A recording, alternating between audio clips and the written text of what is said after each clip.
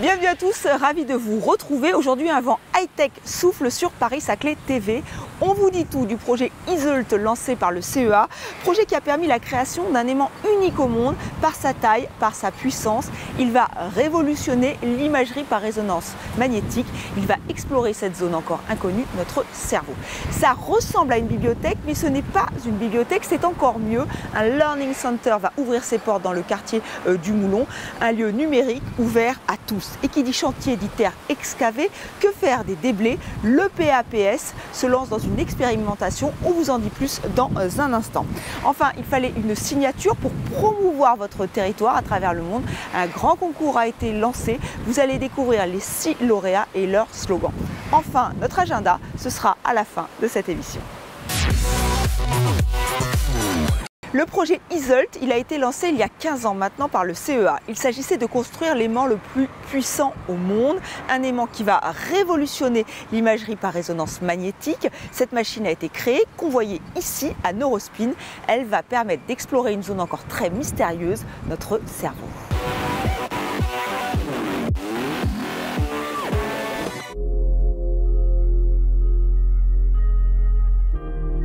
Vous avez ici l'aimant Iseult qui est la partie centrale de l'IRM de recherche Iseult qui va être installé à Neurospin. Donc c'est un projet qui a été lancé il y a une quinzaine d'années pour délivrer sur le site de Neurospin l'aimant le plus puissant au monde. Donc après la mise en fonctionnement de cette IRM unique, nous allons pouvoir explorer le cerveau avec une résolution spatiale très impressionnante puisque donc par rapport aux IRM actuels qui permettent de voir le cerveau avec une résolution de l'ordre d'un grain de riz, nous allons pouvoir descendre à l'échelle de quelques cheveux d'épaisseur. Donc cela va nous permettre de mieux comprendre tous les mécanismes de fonctionnement du cerveau, donc aussi bien le cerveau sain, donc en particulier à Neurospin, il y a déjà beaucoup d'études sur le vieillissement du cerveau donc sain, mais également bien sûr de nous intéresser au développement des pathologies, à leurs différents mécanismes. Nous allons également travailler côté plutôt neurosciences à l'exploration des fonctions cognitives avec donc également une meilleure résolution spatiale. Donc avec cet aimant, nous allons donc compléter le panel des IRM déjà disponibles et franchir un pas important donc, vers une meilleure résolution spatiale pour pousser donc, toutes ces recherches vers une exploration encore plus fine du cerveau, de son fonctionnement et des pathologies associées. La totalité du projet, c'est 15 ans, avec en gros une première phase de 6-7 ans de R&D pour développer tous les concepts, ensuite une partie recherche de financement, et ensuite un peu plus de 6 ans pour la fabrication complète de cet objet unique.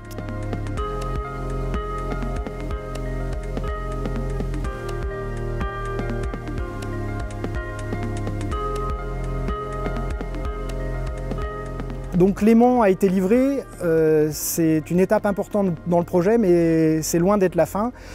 On va transférer dans quelques jours l'aimant à l'intérieur de l'arche, mais il va falloir encore près d'un an pour mettre tout en place, monter le champ magnétique à 11,7 Tesla.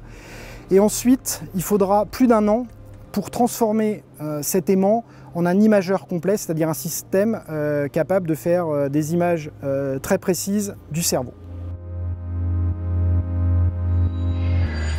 Autre projet ambitieux mené sur le territoire, le Learning Center, un concept venu des pays anglo-saxons. Cette bibliothèque high-tech ouvrira ses portes en 2020 dans le quartier du Moulon. Ce sera un lieu ouvert à tous. Julien Tempéré est le chef de projet, il nous en dit plus.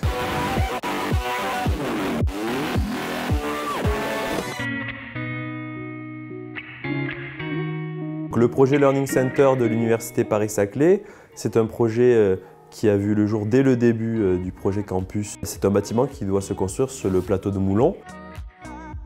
Pourquoi on ne dit pas bibliothèque mais on dit Learning Center? C'est parce qu'il va également accueillir la Diagonale Paris-Saclay, qui est la dimension sciences et société de l'université. Et donc ce sera un lieu d'exposition grand public. C'est un lieu numérique. C'est un lieu qui fera la part belle aussi à toutes les tentatives autour du numérique, que ce soit celles des startups, par exemple, qui pourront présenter au sein de ce Learning Center ce qu'elles font là aussi au grand public, mais également donc, des contenus numériques. Et c'est un lieu particulier parce que c'est un lieu ouvert à tous. Tout le monde pourra s'y rencontrer, aussi bien les étudiants de toutes les écoles et universités, les chercheurs des organismes de recherche et là aussi de tous les laboratoires de l'université, mais également les gens des entreprises aux alentours qui pourront peut-être être intéressés par l'université. Donc c'est un projet qui aura 3 grands espaces, un espace qu'on appelle le forum avec un auditorium, une brasserie pour l'aspect convivialité, rencontre, et donc un patio pour aussi, donc, qui donnera un côté extérieur au bâtiment. Ce forum accueillera les expositions et les autres événements. Ensuite, il y a un plateau projet où il y aura des salles de travail en groupe de toutes dimensions, de 4 personnes jusqu'à 64 personnes, avec un open space également. Et enfin, donc, le cœur du bâtiment, tout en haut du bâtiment, ce sera le plateau silence qu'on a appelé, c'est-à-dire le travail individuel avec des collections, qu'elles soient électroniques ou physiques. Et il dominera le bâtiment et donnera là aussi sur un belvédère qui aura vue sur l'ensemble du quartier de Moulons et dominera aussi le métro, la ligne 18. Donc ces 3 espaces communiqueront autour de services partagés, une programmation commune et sera accessible pour l'ensemble de l'Université Paris-Saclay. Donc ce projet, nous le construisons, c'est une maîtrise d'ouvrage de l'Université Paris-Saclay. Nous sommes accompagnés par l'établissement public d'aménagement Paris-Saclay. Et donc nous sommes en phase d'étude actuellement. Nous travaillons sur les plans ensemble avec notre architecte Baudouin Architecture et son partenaire MGM Architectos, des architectes espagnols. Et la livraison est prévue pour 2020.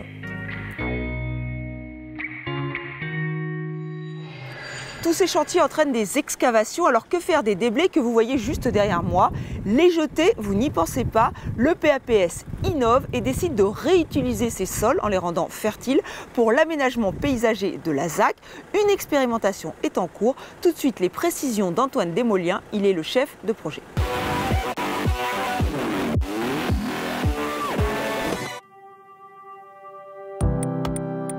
Le PA Paris-Saclay travaille sur 2 aspects des sols, c'est-à-dire dans tous les sols qui sont excavés, aucun n'est sorti de la ZAC et est réutilisé pour l'ensemble des espaces publics. Donc une partie est stockée sur le territoire des ZAC directement, donc en 2 parties.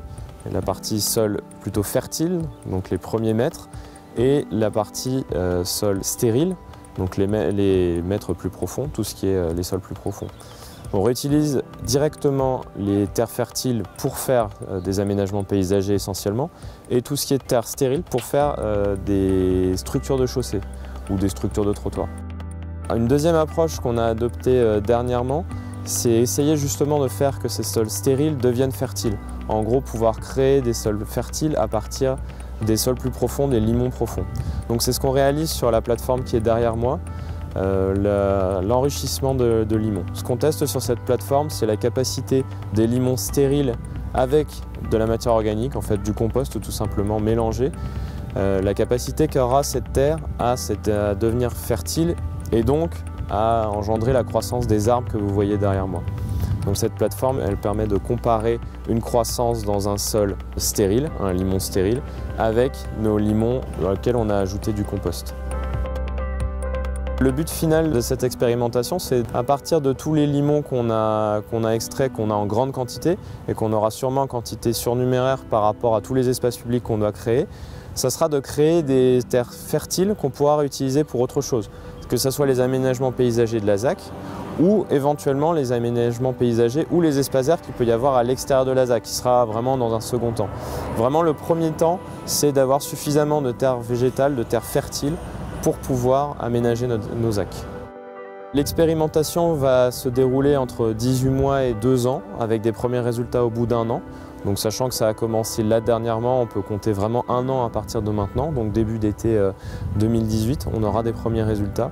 Et ensuite pour la gestion des terres de manière générale, ça va venir au fur et à mesure du développement des ZAC. Donc clairement, ce sera quelque chose qui sera en lien au développement des ZAC. Si le planning des ZAC dépasse 2020, 2021, 2022, à quelque part la gestion des terres suivra aussi ce planning-là.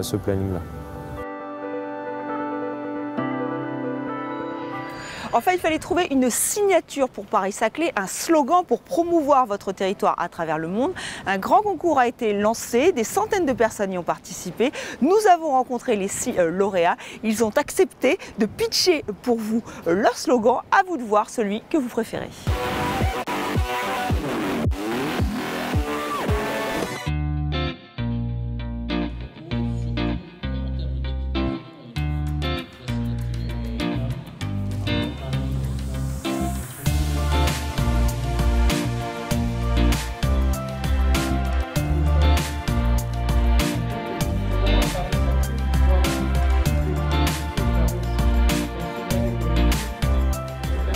mon slogan, c'est Paris-Saclay était une fois l'innovation, pour évoquer le domaine des contes, en fait, des belles histoires qui font rêver, qui inspirent des gens.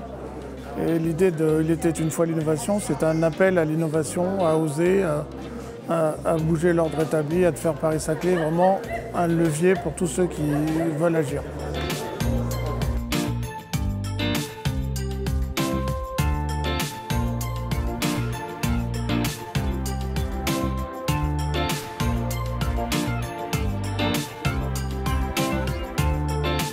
Paris-Saclay, innovant ensemble au service du vivant, c'est le slogan que j'ai choisi. Pourquoi? Parce que je suis convaincue qu'il est possible d'allier modernité, évolution, innovation et humanisme.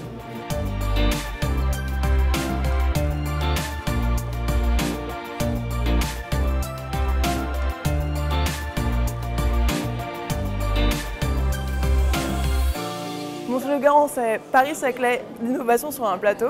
J'ai choisi ce slogan parce que pour moi, le plateau de Saclay est un lieu où on innove, où on se rassemble et où on partage des idées pour l'innovation.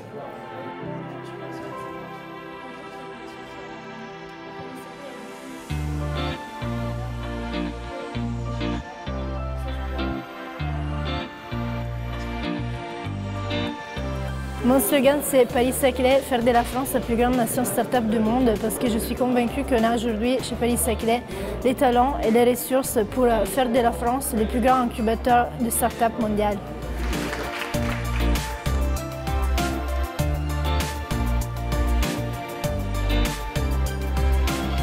Paris-Saclay Innovation Playground, parce que l'innovation est une passion et que sans jeu, il n'y a pas de passion.